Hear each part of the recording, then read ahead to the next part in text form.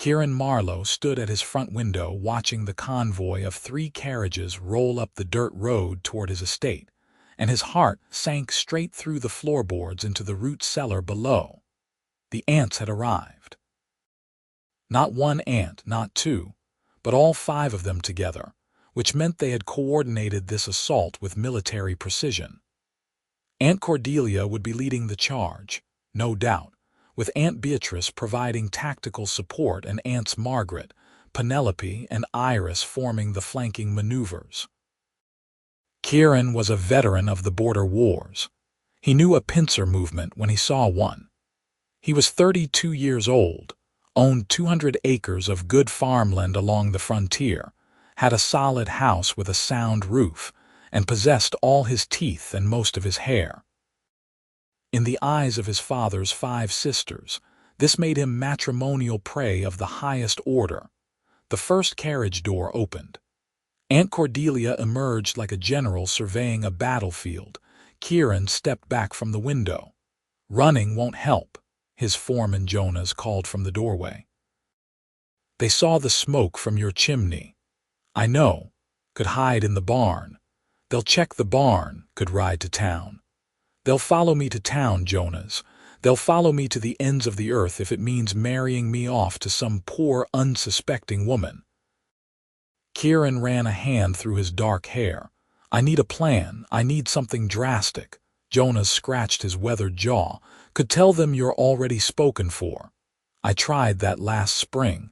Aunt Beatrice demanded to meet the lady in question." "Well, what did you do?" "I told her the lady lived 3 towns over and was visiting family. Bought me 2 months before Aunt Margaret rode out there personally to investigate." Kieran shook his head. "I need something they can't argue with, something so completely unsuitable that even they'll back down." Jonas opened his mouth to respond, but a knock thundered against the front door.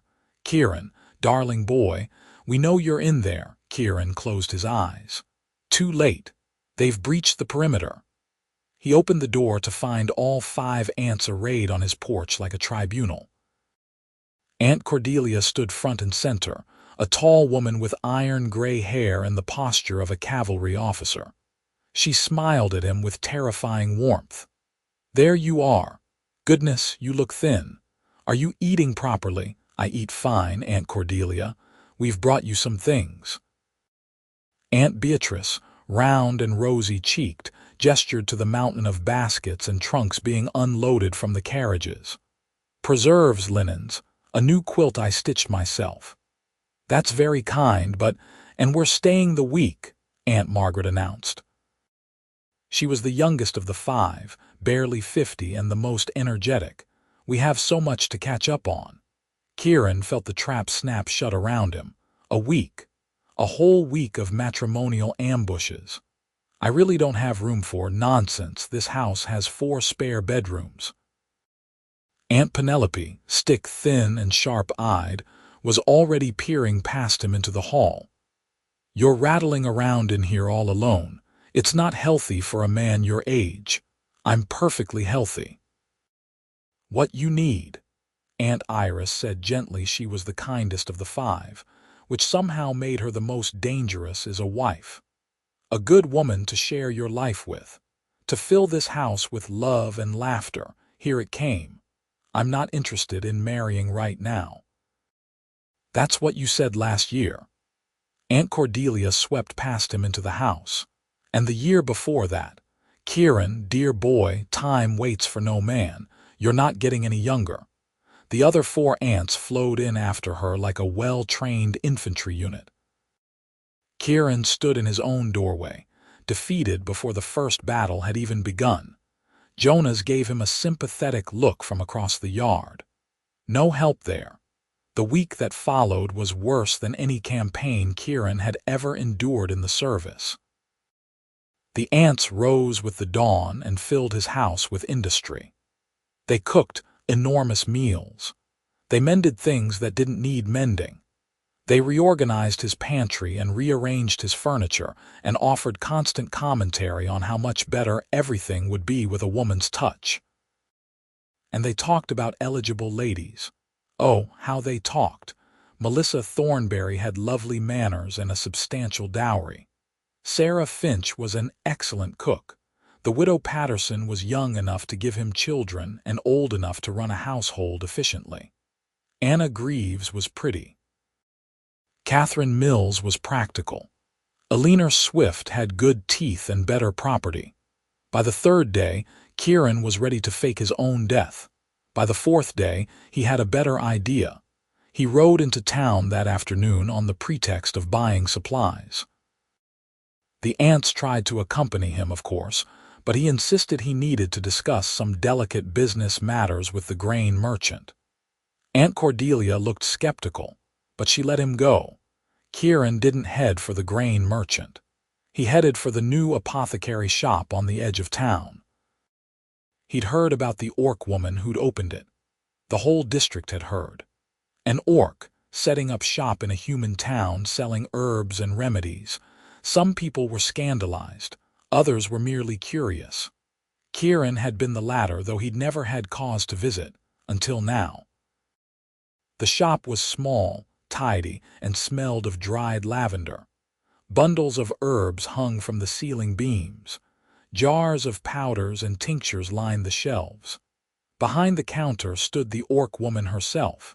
She was younger than Kieran had expected, perhaps mid-20s. Her skin was the green of summer moss, and two small tusks curved up from her lower jaw. Her dark hair was pulled back in a practical braid, and she wore a simple brown dress with an apron over it. She had a lean, athletic build and moved with easy efficiency as she ground something in a mortar. She looked up when the door opened. Her eyes were a striking amber color. "Can I help you?" Her voice was level, neither friendly nor unfriendly. Professional, Kieran closed the door behind him. "I hope so. I have an unusual request." She set down the mortar. "I don't sell poisons." "No, nothing like that. I need to hire you." One dark eyebrow rose. "To do what?" "To pretend to be my sweetheart." The orc woman stared at him, then she picked up the mortar again. "Get out of my shop." "Wait, please hear me out." Kieran held up his hands. "I'm serious. I'll pay you well." "I'm not a prostitute."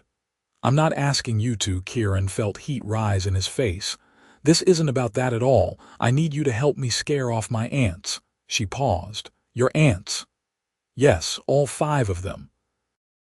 They're staying at my house right now, and they're determined to marry me off to some nice human girl from a good family. If they think I'm already involved with someone completely unsuitable, someone they couldn't possibly approve of, they'll leave me alone." The orc woman regarded him with those amber eyes. "And you think an orc woman qualifies as completely unsuitable?" "In their eyes, yes. I'm not trying to insult you. I'm trying to use their prejudice against them." "Clever." Her tone was dry. "And what makes you think I'd agree to this?" "Money." "I'll pay you 50 silver marks." She blinked. 50? For a week of work? All you have to do is come to my house a few times, act like we're courting, and endure some uncomfortable dinners with my family. They'll be appalled. They'll lecture me about propriety and duty and what the neighbors will think. And then they'll leave, and you'll be 50 marks richer." The orc woman set down the mortar again. She crossed her arms and leaned against the counter. "Why me specifically?" "Because you're orc. Because you're a stranger here, because you have nothing to lose and everything to gain." Kieran met her gaze steadily. "And because I'm desperate. At least you're honest." She was quiet for a moment, thinking. 50 marks is a lot of money, I know. I could buy better equipment for the shop. Better stock. Exactly. Your aunts might be cruel to me. They won't be cruel, they'll be horrified and possibly condescending, but they're not cruel people. They're just meddlesome." Kieran pulled out his purse and counted out 10 silver marks onto the counter. "Here, advance payment. If you change your mind after the first meeting, keep it anyway." She looked at the coins, then at him. "What's your name?" "Kieran Marlowe." "I'm Greta Zellrin." She didn't offer her hand. "When do we start?" "Tomorrow evening." Come for dinner at sunset. My estate is 2 miles north of town, the big white house with the green shutters. Dress however you like, be yourself. That will be shocking enough. Greta's eyes narrowed. I'm not a circus act. I didn't mean it like that.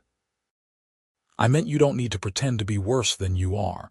You existing is enough to scandalize them. Kieran winced. That sounds bad too. What I'm trying to say is, I understand what you're trying to say. Greta pocketed the coins. Tomorrow at sunset, I'll be there. Thank you. She picked up her mortar again. Don't thank me yet. Your aunts might surprise you. Kieran left the shop feeling lighter than he had in days. The plan was perfect. The aunts would take one look at Greta, realize he was seriously courting an orc woman, and abandon their matchmaking campaign in horror. He'd be free. He rode home whistling. That evening at dinner, he made his announcement. I have something to tell you all. 5 pairs of eyes fixed on him with predatory interest. I've been seeing someone. Aunt Cordelia set down her fork. Seeing someone. Yes, a lady we've been courting quietly. How quietly? Aunt Margaret leaned forward. Who is she? Her name is Greta. She's new to the area. She runs the apothecary in town. Aunt Penelope frowned. The apothecary? You mean the orc woman? Yes. The silence that fell over the table was profound. Then Aunt Beatrice said, Oh, how progressive of you, dear. Kieran blinked. That wasn't the reaction he'd expected. Aunt Iris smiled. I've heard she's very knowledgeable about herbs. That's a useful skill. Useful indeed. Aunt Cordelia picked up her fork again. When do we meet her? Tomorrow evening. She's coming for dinner. Wonderful. We'll prepare something special. Aunt Margaret was already planning. Does she eat meat? I've heard orcs are carnivorous. I don't know. I'll ask her. Kieran felt wrong-footed. This wasn't going according to plan at all. Aunt Penelope pursed her lips. I suppose if you're serious about her, we should meet her properly, assess her character. I am serious about her, Kieran lied. Then we look forward to tomorrow. Aunt Cordelia smiled at him. I'm glad you're finally settling down, dear boy, even if your choice is somewhat unconventional. After dinner, Kieran retreated to his study and poured himself a whiskey.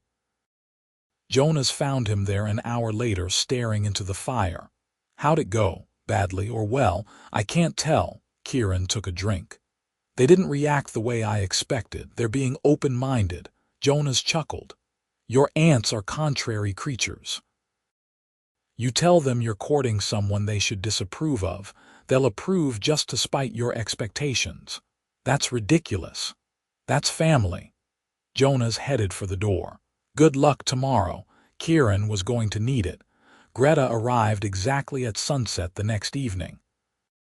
Kieran met her at the door before the ants could swarm her. She wore a dress of deep forest green that brought out the color of her skin. Her hair was still in a braid, but it was neater than yesterday, with a few small braids woven into it.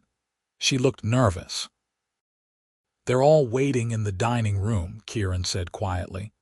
Remember, we're courting. We've been seeing each other for a few weeks. We met when I came into your shop for something. For what? I don't know. A tonic, headache remedy, whatever.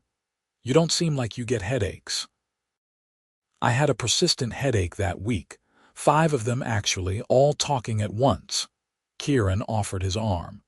Ready? Greta took his arm. Her hand was warm through his sleeve. No, but let's go anyway. He led her into the dining room. 5 aunts looked up with eager, interested faces. Everyone, this is Greta Zellrin. Greta, these are my aunts, Cordelia, Beatrice, Margaret, Penelope, and Iris. How lovely to meet you.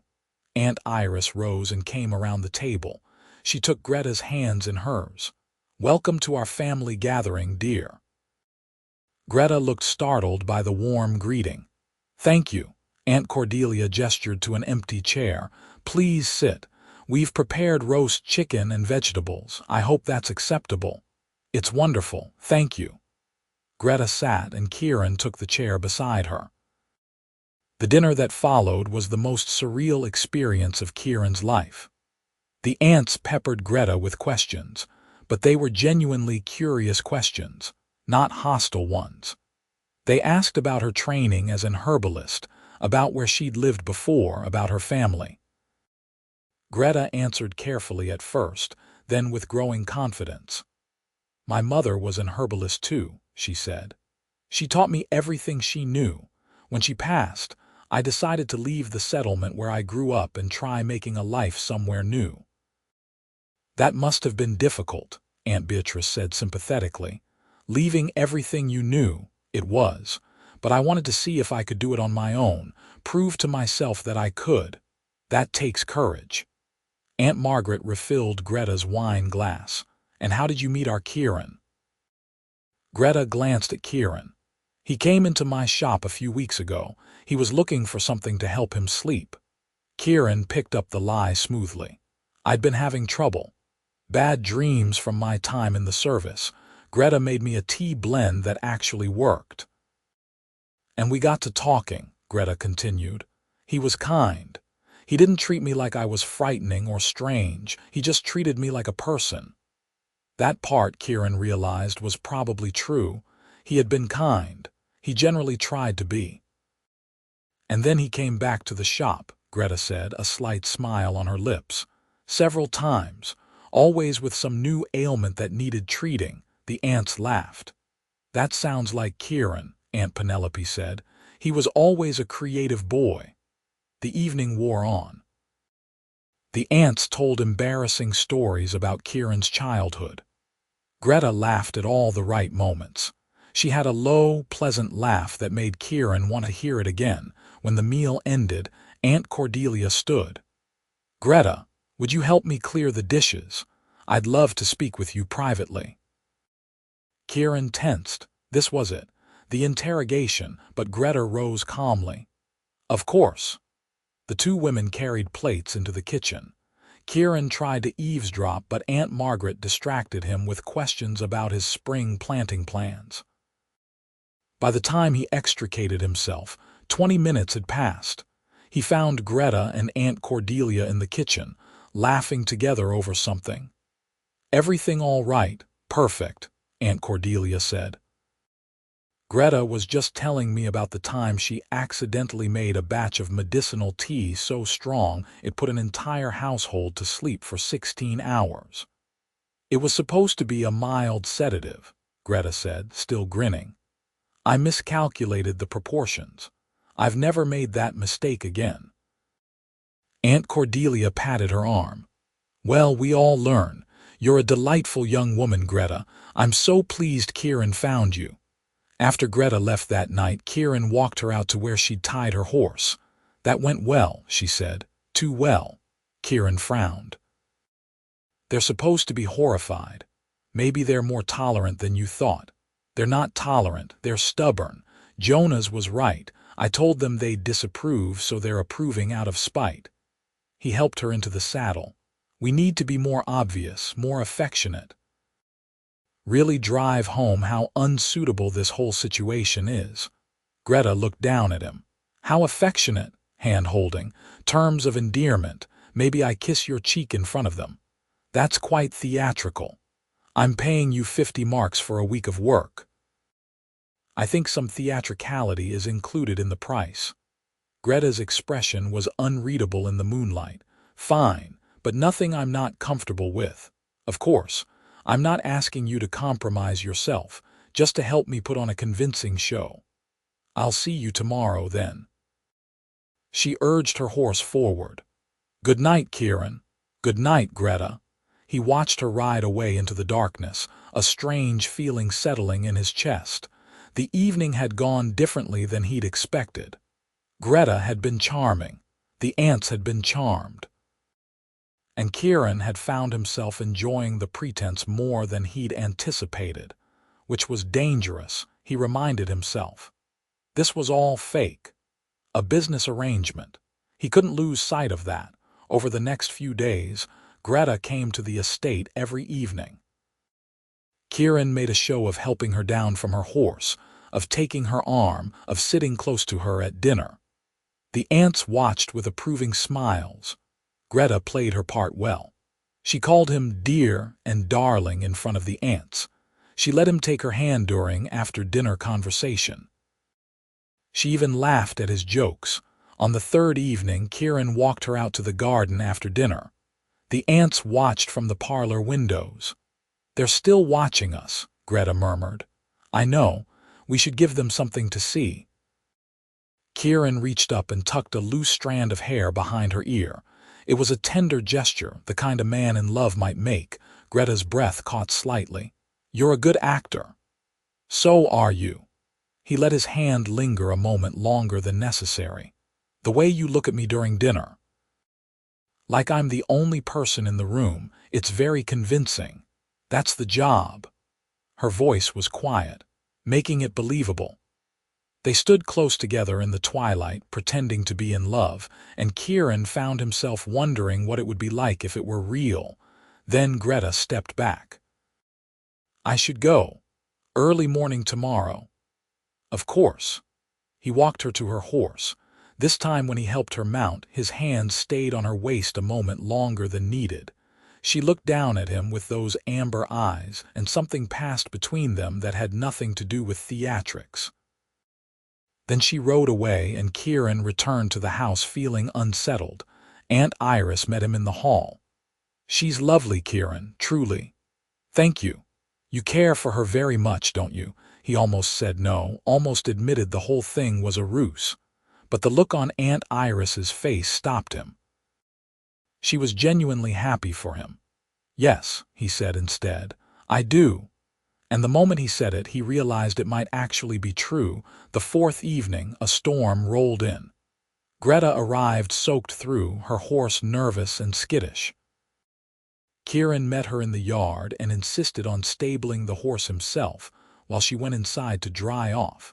When he returned to the house, he found Greta in front of the parlor fire wrapped in one of Aunt Beatrice's quilts. Her hair was loose and drying, falling in dark waves past her shoulders. She looked younger this way, more vulnerable. The ants had given them a moment alone. "You didn't have to ride out in this weather," Kieran said, sitting beside her. "I would have understood if you stayed home. I told you I'd come. I keep my word." Greta pulled the quilt tighter. "Besides, you're paying me to be here still. It's just dinner." "Is it?" She turned to look at him. "What are we doing here, Kieran?" The question caught him off guard. "What do you mean?" "I mean this is supposed to be an act, a business arrangement. But sometimes when you look at me, I can't tell if you're pretending or not." His heart kicked up. "Does it matter?" "Yes, because I'm not sure I'm pretending anymore." The words hung in the air between them. Kieran stared at her, barely breathing. Then Aunt Cordelia called from the dining room that dinner was ready, and the moment shattered. They ate in near silence, both of them distracted. The aunts tried to draw them into conversation, but the usual easy banter was missing. After dinner, Greta excused herself early. The storm had passed, she said. She should get home while the roads were still passable. Kieran walked her to the stable. They didn't speak while he saddled her horse. Finally, as he was leading the animal outside, he said, "Greta." She turned. "I'm not pretending either." She looked at him for a long moment. Then she swung up into the saddle. "That's a problem." "Why?" "Because this isn't real. You hired me to play a part. When the week is over, so is this arrangement. You'll pay me the rest of the money and I'll go back to my shop, and that will be the end of it." "It doesn't have to be." "Yes, it does." Her voice was firm. "You needed someone unsuitable to scare away your aunts. That's what I am to you, a tool, a means to an end." "That's not true, isn't it?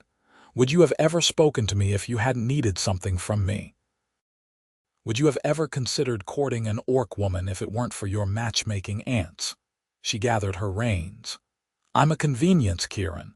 Don't confuse that with something real." She rode away before he could respond. Kieran stood in the yard, rain damp and frustrated. She was wrong. She had to be wrong. But a small voice in the back of his mind whispered that maybe she wasn't. He'd hired her to solve a problem. He'd chosen her specifically because she was orc, because his aunts would find her unsuitable. His attraction to her, his growing feelings had developed in the context of a lie. How could he prove they were real? He went back inside and found all 5 aunts waiting in the parlor. They wore matching expressions of concern. "Sit down, dear boy," Aunt Cordelia said. He sat. "What's going on between you and Greta?" Aunt Margaret asked. "And don't tell us nothing, we're old, not blind." Kieran slumped in his chair. "I hired her." 5 mouths dropped open in unison. "You what?"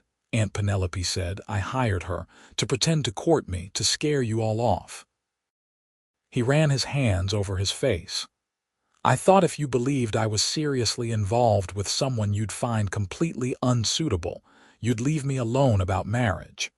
"Oh, Kieran," Aunt Iris breathed. "And now I've gone and caught real feelings for her, but she thinks I'm just using her, and she's not entirely wrong, and I've made a complete mess of everything." He looked up at them miserably. "You can say I told you so. Aunt Cordelia was the first to recover. We're not going to say that." "Why not?" "I deserve it.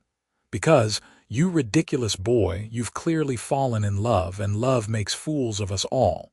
She exchanged glances with her sisters. "Though I admit I'm disappointed you thought we'd be so narrow-minded. You're matchmaking aunts. You've been trying to marry me off to nice human girls from good families.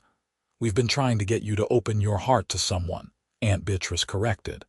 "We never specified species." Aunt Margaret nodded. "We want you to be happy, Kieran. That's all we've ever wanted." "We liked Greta the moment we met her," Aunt Iris added. "She's intelligent, kind, and she clearly cares for you, or she did until she found out you hired her." Kieran felt the bottom drop out of his stomach. "She told you." "No, but we're not fools. We saw the way she looked at you tonight." Hurt and confused and trying not to show it. Aunt Penelope leaned forward. "What are you going to do about it?" "I don't know. She thinks I only wanted her because she was convenient, because she was orc." "Then prove her wrong."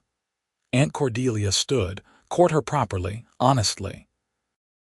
Not as part of some scheme, but because you genuinely want to." "She won't believe me." "Then you'll have to work harder." Aunt Beatrice smiled. "Nothing worth having comes easy, dear." The next day Kieran rode into town. Greta's shop was closed. He knocked anyway. She answered after a long moment. She looked tired. "Can I come in? I'm not working today. I'm not here as a customer or as an employer." He met her eyes. "Please." She stepped back to let him enter. The shop was quiet, dim. Greta moved to the counter but didn't go behind it. She stood there, arms crossed, waiting. Kieran took a breath. "I told my aunts the truth." She blinked. "You did? Last night after you left, I told them I hired you, that the whole courtship was fake." "What did they say?" "They said they liked you anyway, that they want me to be happy. And that I'm an idiot." A small smile touched Greta's lips. "They're not wrong about that last part." "No, they're not." He stepped closer. "Greta, I know this started as a lie. I know I approached you as a business transaction, but what I feel now is real. How can you be sure?" "How can I be sure?" "You can't, not yet." He spread his hands. "But I want the chance to prove it. Let me court you properly. No pretense, no schemes, just you and me, honestly." She looked away. "Your aunts know the truth now. I'm not doing this for them. I'm doing it for me, for us." "There is no us." "There could be." He moved closer, close enough to see the flecks of gold in her amber eyes. "Give me a chance, please. If after a month you still think I'm full of nonsense, I'll leave you alone forever, but let me try." Greta was quiet for a long time. Then she said, "Why me, Kieran, really? Why me?"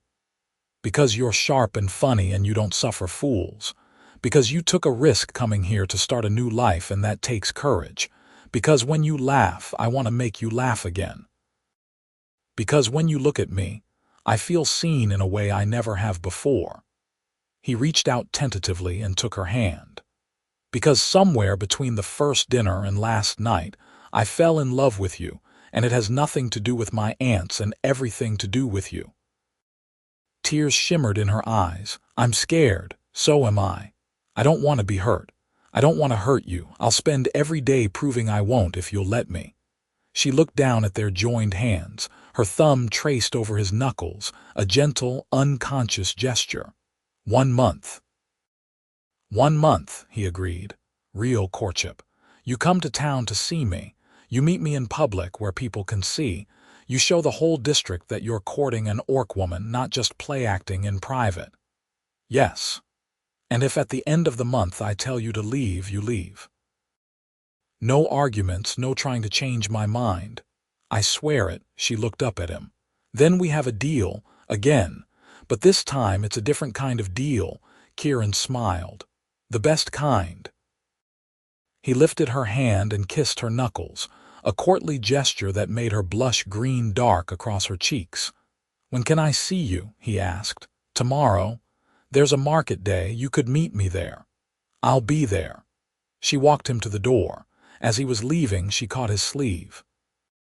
"Kieran," he turned. "I'm glad you told your aunts. That took courage too," he grinned. "I have a good example to follow." He left feeling lighter than air. The next month was the best of Kieran's life. He courted Greta the way he should have from the start. Openly, honestly, in full view of anyone who cared to look. He met her at the market and walked with her between the stalls. He carried her baskets. He bought her ridiculous things. A ribbon the color of her eyes, a bunch of lavender, a little carved wooden bird. They had dinner at the tavern in town, ignoring the stares and whispers. Greta was nervous at first, but Kieran stayed calm and friendly, and eventually the whispers died down. They went on long rides through the countryside. Kieran showed her the boundaries of his property, the fields and orchards, the stream that ran through the western pasture. Greta showed him hidden groves where rare herbs grew, places she'd discovered in her explorations. They talked about everything. Their childhoods, their hopes, their fears. Kieran told her about the war, about the things he'd seen and done, the reasons he'd come back to the estate and thrown himself into farming instead of staying in the military. Greta told him about growing up in an orc settlement, about the prejudice she'd faced even from other orcs for wanting to learn herbalism instead of more traditional pursuits, about her mother's death and the loneliness that had driven her to seek a new start among strangers. "I thought humans would be worse," she admitted one afternoon as they sat by the stream, "but most people here have been kind, cautious, but kind. You've won them over with competence. Nothing impresses frontier folk like someone who can do useful work." "Is that what I did?" "Won you over with competence," Kieran shook his head. "You won me over by being yourself, by being brave and funny and real." She leaned into him, and he wrapped an arm around her shoulders. They sat like that for a long time, watching the water flow past. The aunts, to their credit, stayed at the estate but gave Kieran space. They didn't pepper him with questions or demand updates, but whenever he came home with a dreamy expression, they exchanged knowing smiles. "He's hopeless," Aunt Margaret said fondly. "He's happy," Aunt Iris corrected. That's all that matters. The month was nearly up when Kieran decided to make his move. He'd been planning it for days, consulting with his aunts and Jonah's, making sure every detail was perfect. He invited Greta to the estate for dinner. Not with the aunts this time, just the two of them. She arrived at sunset, as she had that first evening all those weeks ago. But this time when Kieran met her at the door, there was no pretense between them. He took her hands and kissed her forehead, and she smiled up at him with genuine warmth.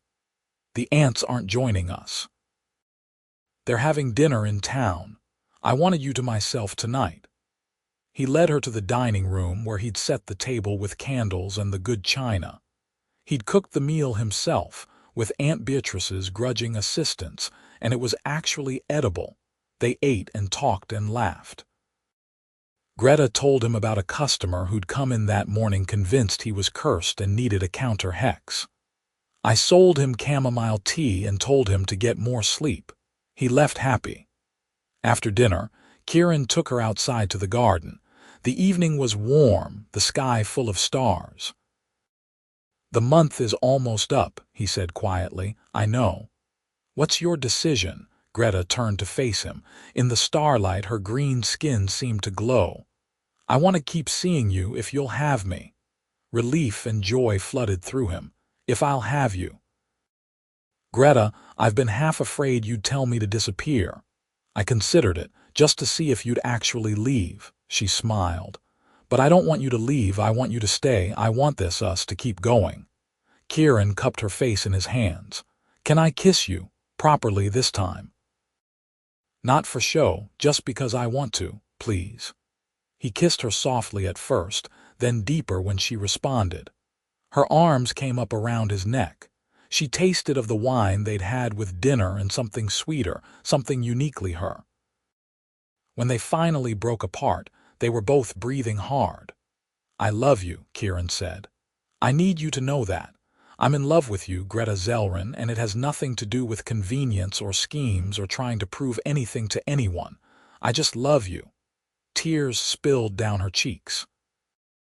"I love you too, I have for weeks. I was just afraid to believe it. Believe it." He kissed her again, softer. "Believe me." They stood in the garden, holding each other, and Kieran thought about how strangely life worked. He'd hired Greta to solve a problem. Instead, she'd become the solution to a question he hadn't known he was asking. What would make him truly happy? The answer was right here in his arms. They walked back to the house hand in hand. In the parlor, Kieran lit a fire and they curled up together on the sofa. Greta fit perfectly against his side. "What happens now?" she asked. "Now I court you properly for a while longer. I introduce you to more people as my sweetheart, not my hired actress. You meet my friends, I meet yours if you have any. I have a few, other shopkeepers in town. The baker likes me. The baker has excellent taste." He played with her braid. "And then, when the time is right, I'll ask you to marry me." She lifted her head to look at him. "That's very forward. I'm a forward man. Is that a problem?" "No," she settled back against him. "But I'm not saying yes to a proposal that hasn't been made yet." "Noted. When I do propose, I'll make sure it's memorable." They stayed like that until late, talking and dozing and simply being together. When Greta finally said she should head home, Kieran walked her to the stable. "Stay," he said impulsively. "Not like that," he added quickly when her eyebrows rose. "Just stay. It's late, the roads are dark. Take one of the guest rooms. Leave in the morning." Greta hesitated. "Your aunts aren't here and wouldn't judge if they were." "You'd have your own room, your own space. I just don't like the thought of you riding alone at night." "All right," she smiled. "I'll stay." He showed her to one of the guest rooms. At the door they kissed goodnight, and it took all of Kieran's willpower to let her go inside alone. He went to his own room feeling like he was floating. The next morning, he woke to the smell of cooking. He went downstairs to find Greta in the kitchen making breakfast. She'd found eggs and bread and was frying them up with competent efficiency. "I thought I'd earn my keep," she said when she saw him. "You don't need to earn anything, but I'm not going to refuse a meal made by a beautiful woman." She rolled her eyes, but she was smiling. They ate together in the kitchen, casual and comfortable. Afterward, Kieran rode part of the way back to town with her, unwilling to let her go just yet. "When can I see you again?" he asked as they reached the town boundary. "Tomorrow. I'm closing the shop early. We could go riding." "It's a date." He watched her ride away, then turned his horse toward home. Life was good. Life was very, very good. The aunts returned that afternoon full of questions. Kieran told them everything, and they were delighted. "I knew it," Aunt Cordelia said smugly. "I knew you two would work things out." "You all deserve credit," Kieran admitted. If you hadn't been so accepting of her from the start, I might never have realized what I was feeling." "We just wanted to see you happy," Aunt Iris said. "And you are. That's worth everything." The aunts stayed another week, then announced they should be getting home. Kieran suspected they wanted to give him and Greta space, and he was grateful. Before they left, Aunt Cordelia pulled him aside. "Don't wait too long to propose. When you know, you know." "I know," Kieran said. "I'm just trying to do this right. There's no one right way. There's only your way." She patted his cheek. "We're proud of you, dear boy. Your father would be proud too." The aunts departed in a flurry of hugs and tears and promises to visit again soon. The house felt empty without them, but Kieran didn't mind. He had other things to focus on now. He and Greta fell into a comfortable rhythm. He visited her in town several times a week. She came to the estate on weekends. They went on picnics, rode through the countryside, attended the local harvest festival together. People grew used to seeing them together. The initial stares and whispers faded. Kieran and Greta became just another courting couple in the district. Greta's shop flourished. Word spread about her skill with herbs and remedies. She hired an assistant, a young human girl named Molly who was eager to learn. Kieran helped her expand the shop into the adjoining space, knocking down a wall and building new shelves. "You don't have to do all this," Greta said as he measured boards for the shelves. "I want to. I like helping. Besides, you need more space." "I didn't think the business would grow this fast. You're good at what you do. People recognize that." He smiled at her. "And you're building a life here, putting down roots." "I am." She moved closer. "Because of you, you made me feel like I could belong." "You belong because you're you. I just saw it first." She kissed him, and he dropped the measuring tape to pull her closer. Summer faded into autumn. The leaves turned gold and red. The harvest came in strong, and Kieran threw himself into the work of bringing in crops and preparing for winter. Greta helped when she could, coming out to the estate to assist with preservation and storage. She knew which herbs could be dried, which should be pickled, which needed to be turned into tinctures before they lost potency. Under her guidance, Kieran ended up with a pantry better stocked than any year before. "You're nesting," Jonas observed one afternoon as Kieran and Greta organized jars in the root cellar. "I'm preparing for winter." "You're nesting, getting ready to settle down." Jonas grinned. "When are you going to propose to the poor girl?" "When the time is right." "The time's been right for weeks. You're just nervous." Kieran couldn't argue with that. He'd been planning the proposal for a while. He had his mother's ring, passed down from Aunt Cordelia, who'd been keeping it safe. He knew what he wanted to say. He just needed the perfect moment. It came on a cool October evening. Kieran and Greta had ridden out to the western part of his property, where an old oak tree stood on a hill overlooking the valley. They'd come here often over the past months. It had become their spot. They dismounted and sat beneath the tree, watching the sun set over the hills. The sky was painted in shades of orange and pink. "I love it here," Greta said softly. "It's peaceful. I used to come here when I was young. Whenever things got too loud or complicated, I'd ride out here and just sit, think about things." "What would you think about?" "The future, mostly. What I wanted my life to look like." He turned to face her. "I never imagined someone like you in it, but now I can't imagine it without you." She looked at him, amber eyes soft. "Kieran." "I love you, Greta. I love your strength and your kindness and the way you laugh at my terrible jokes. I love how you've built a life here, how you've made a place for yourself through sheer determination. I love waking up knowing I'm going to see you, and I hate going to sleep when we're apart." He pulled out the ring, a simple gold band with a small emerald. "Will you marry me?" Greta stared at the ring. Tears welled in her eyes. "Kieran, you don't have to answer now if you're not ready." "But I needed to ask. I needed you to know that this is real, that I'm serious about building a life with you." "Yes," he blinked. "Yes. Yes, I'll marry you." She laughed through her tears. "Did you think I'd say no? I wasn't sure. It's a big question." "It's the easiest question I've ever answered." She held out her hand. "Put the ring on." He slipped it onto her finger. It fit perfectly. Of course it did. She launched herself at him, and they tumbled back into the grass, kissing and laughing. The horses looked over at them with mild equine confusion. "I love you," Greta said between kisses. "I love you so much." "I love you too." Kieran held her close. "You've made me happier than I ever thought possible."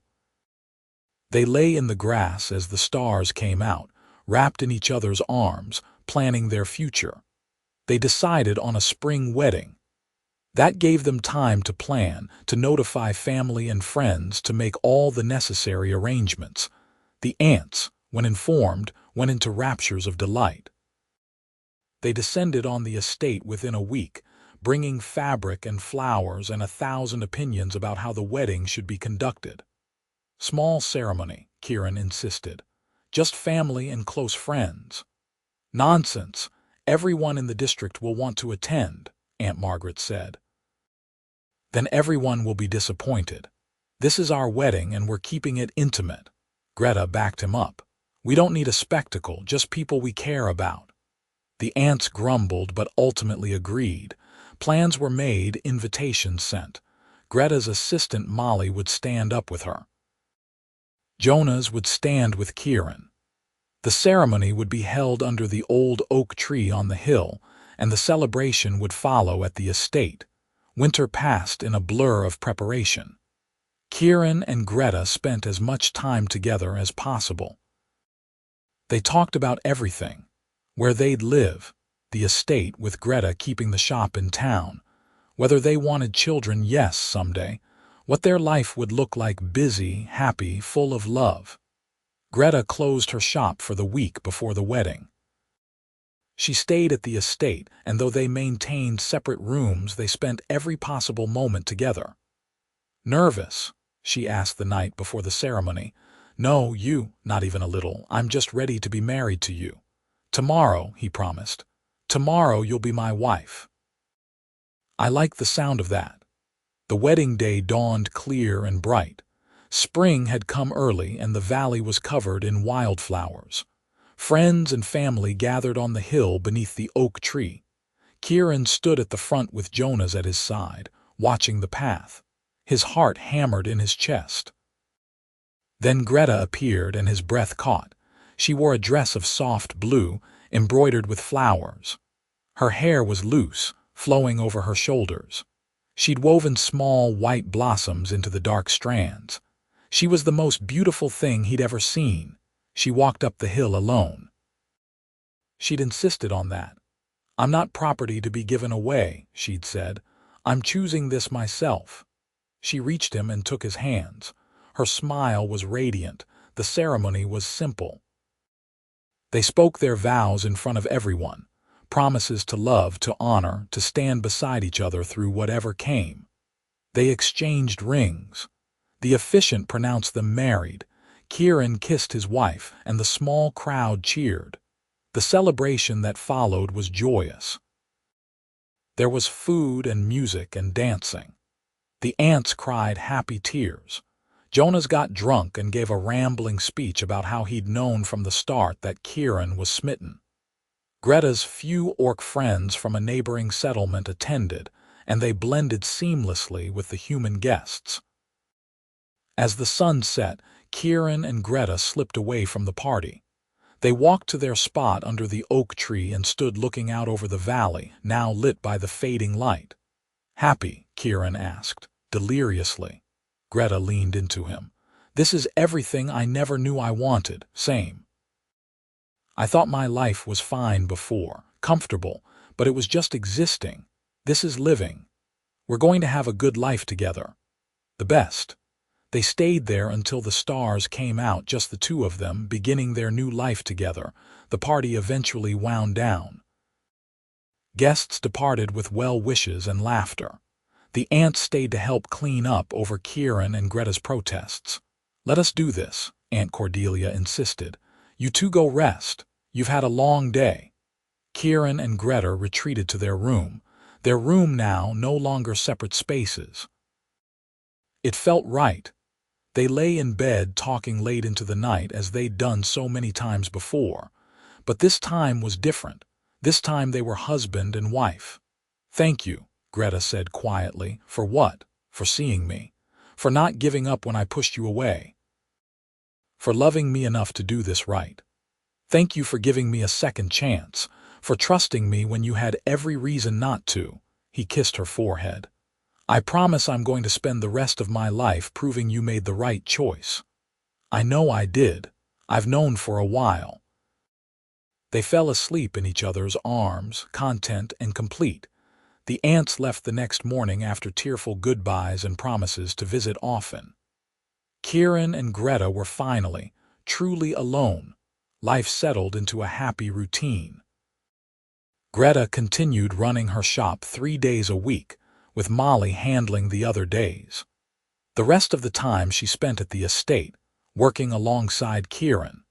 She took over management of the gardens and orchards, applying her knowledge of herbs and plants to improve yields. She started a medicinal garden behind the house, cultivating rare species she hadn't been able to grow in town. Kieran learned more about herbalism than he'd ever expected. He helped with the harvesting and preparation, following Greta's instructions. He discovered he had a knack for it. "You could have been an apothecary yourself," Greta said one afternoon as he carefully ground dried lavender. "No, I leave the expertise to you. I'm just the assistant." "You're more than that. You're my partner, in everything." They worked side by side, building their life together. The district fully accepted them now. People stopped referring to Greta as the Orc Woman and started calling her by name. She became a fixture of the community, respected for her skills and liked for her personality. Some folks from nearby towns came specifically seeking treatment from her. Her reputation spread. She and Molly discussed opening a second shop in the next town over. "You're building an empire," Kieran teased. "I'm building a future. Our future." That future expanded in ways they hadn't anticipated. By the end of their first year of marriage, Greta was pregnant. They hadn't planned it specifically, but they weren't surprised either. They'd talked about children, about building a family. Now it was happening. Kieran was nervous and excited in equal measure. Greta was calm, practical. She knew what to expect, had delivered babies in her old settlement. But this was different. This was their child. "Half orc, half human," she said one evening, hand on her barely swelling belly. "I wonder which traits will be stronger. Doesn't matter, they'll be ours, they'll be loved. They'll face prejudice, you know they will. And they'll have us to help them face it. We'll teach them to be strong and proud of who they are." Greta leaned into him. "You're going to be a good father. I'm going to try." The pregnancy progressed smoothly. Greta worked through most of it, only stopping when she grew too big to comfortably move around the shop. Molly took over full-time operations with promises to come fetch Greta if anything complicated arose. The ants visited frequently, bringing baby clothes and blankets and far too many opinions about names and nurseries. Kieran and Greta endured their fussing with good humor. "They're excited," Kieran said after a particularly intense visit from Aunt Beatrice, who'd reorganized the nursery 3 times. "They're wonderful. Overwhelming, but wonderful." Greta smiled. "Our child will be very loved." In late spring, a year and some months after their wedding, Greta went into labor. It was long and difficult, and Kieran paced outside the bedroom feeling useless while the midwife and Aunt Iris tended to Greta. Finally, after what felt like an eternity, a baby's cry pierced the air. Kieran was allowed in. He found Greta exhausted but smiling, holding a tiny bundle. "We have a daughter," she said. Kieran approached cautiously. The baby was so small, so perfect. She had Greta's green-tinted skin, though lighter, and Kieran's dark hair, tiny pointed ears. No visible tusks yet, but the midwife assured them they'd come in eventually, small like Greta's. "She's beautiful," Kieran breathed. "She's ours." Greta looked up at him. "What should we name her?" They'd discussed names for months but never settled on one.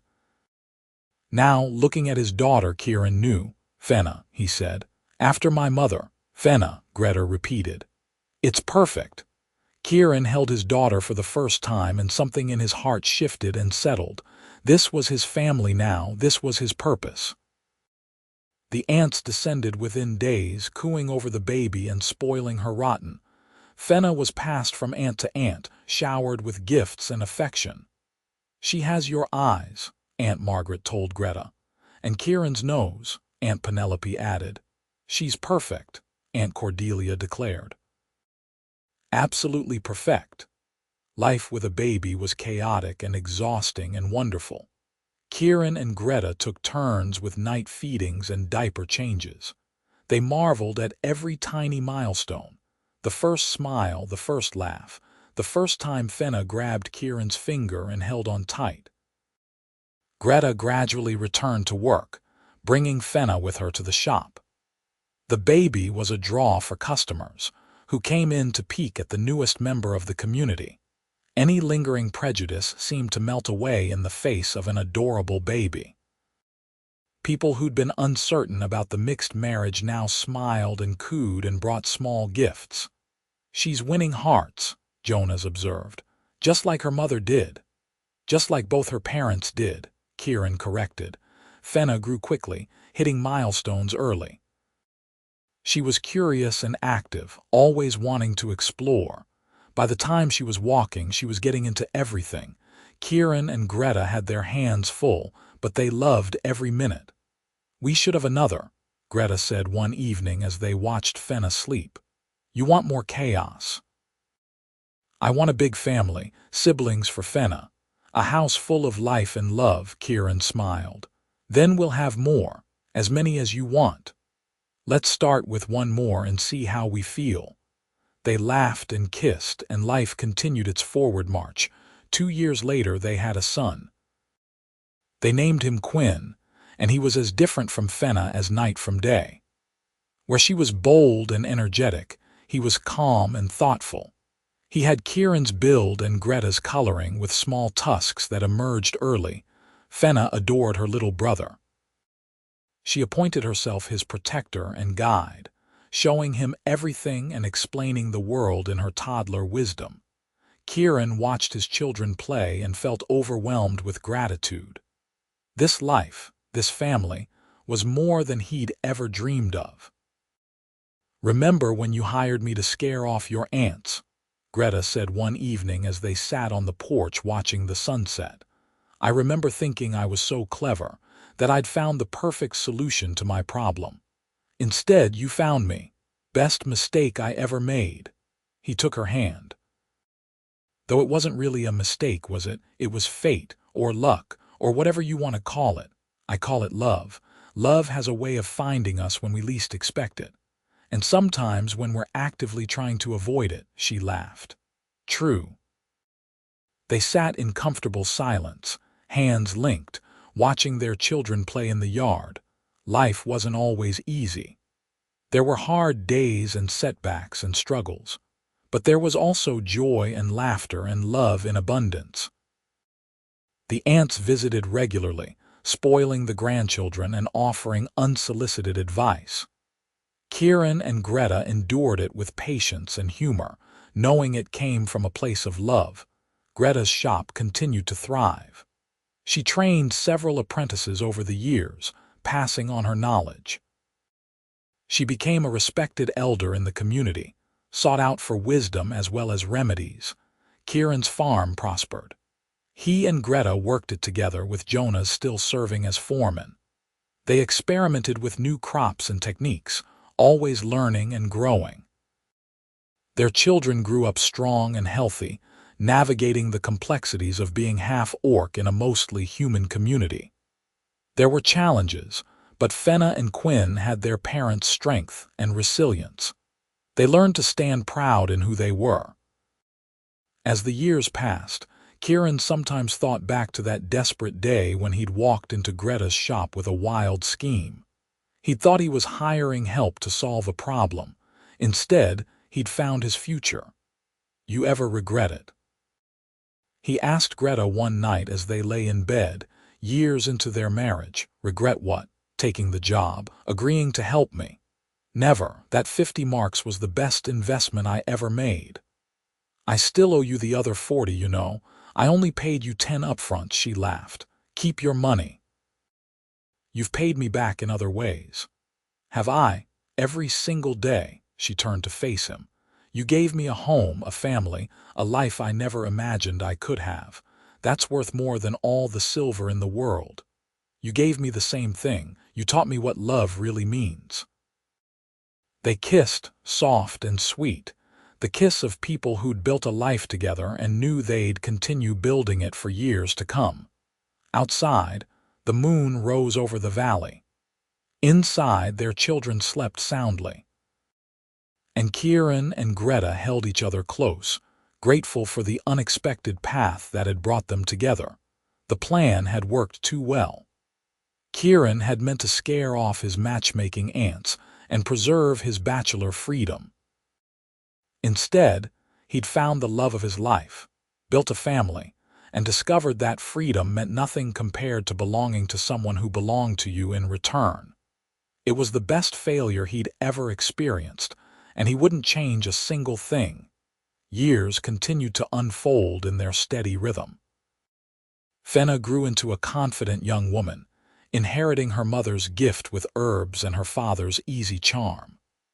Quinn became a scholar, always reading, always learning, fascinated by the world beyond their valley. Kieran and Greta grew older together, their love deepening with each passing season. They added more children to their family over the years, each one unique and beloved. The house was always full of noise and laughter and life. The ants aged too, eventually passing one by one, but not before seeing Kieran truly happy and settled. Each of them told him in their final days how proud they were of the life he'd built. "You chose well," Aunt Cordelia said from her deathbed. "I knew you would eventually." "You drove me crazy," Kieran told her fondly. "That was my job, and it worked, didn't it? You found your perfect match." "I did. Thank you for that, for all of it." She smiled and slipped away peacefully, satisfied that her nephew was exactly where he needed to be. Greta and Kieran eventually passed the farm operations to their children and retired to focus on quieter pursuits. Greta continued her herbalism on a smaller scale, teaching and consulting. Kieran took up woodworking, creating beautiful pieces for his children and grandchildren. They grew old together in the house they'd made a home, surrounded by family and love. One evening, very late in their lives, they sat together under the old oak tree where they'd been married, where Kieran had proposed, where so many important moments had taken place. "I love you," Kieran said, as he'd said thousands of times before.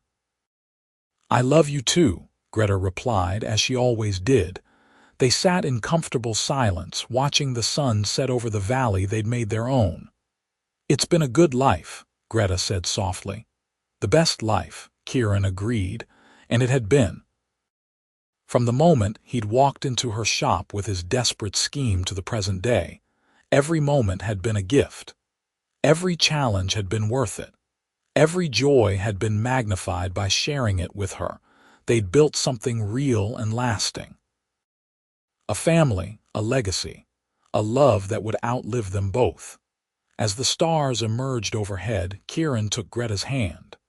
She squeezed back, and they sat together beneath the tree that had witnessed their commitment, content in the knowledge that they'd done it right. The plan had worked too well indeed. And neither of them would have had it any other way.